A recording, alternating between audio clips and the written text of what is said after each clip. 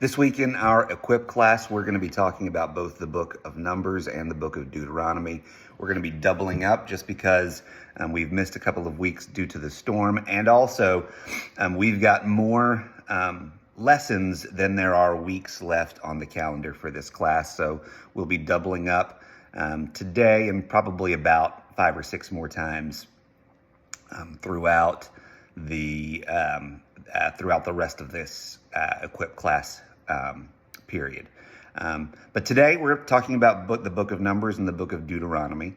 And one of the things that we're going to see in our discussion on Sunday is that if you think back to the promises that God made to Abraham in Genesis, there were 4 big things that God promised to Abraham.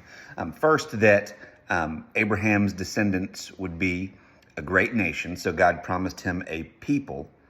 We see that God promised Abraham that this place that he inhabited, that we now think of as the Promised Land, and that Israel grew to think of as the Promised Land, that Abraham's descendants would inhabit this land and that this land would be theirs. God promised Abraham his presence, that his presence would always be not only with Abraham, but also with his people. And we see that God promised Abraham that his descendants would be a blessing to the nations. And what we see in the book of Numbers is that all 4 of these promises are either being partially fulfilled already or well on their way to being fulfilled. The people are there.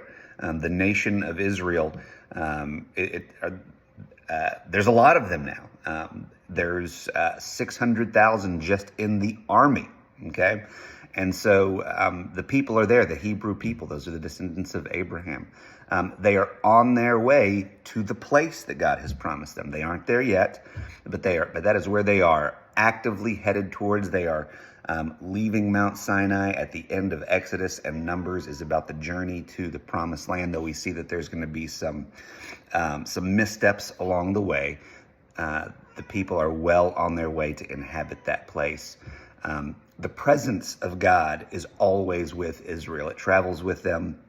God's presence travels with them in the form of a pillar of fire by night and a cloud by day. And we see that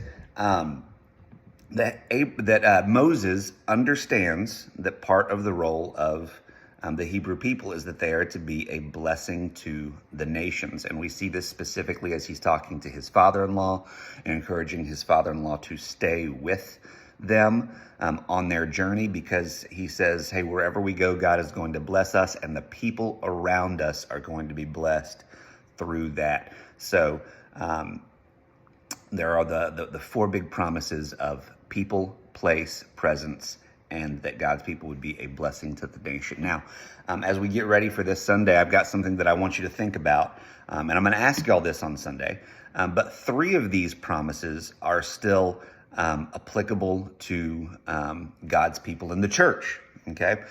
One of them is not quite as applicable to us in exactly the same kind of way, but 3 of these big promises are still very, very important for the church. I want to see if you can see which of those 3 are very applicable for us and in what way they are applicable for us. People, place, presence, and blessing to the nations. See y'all this Sunday.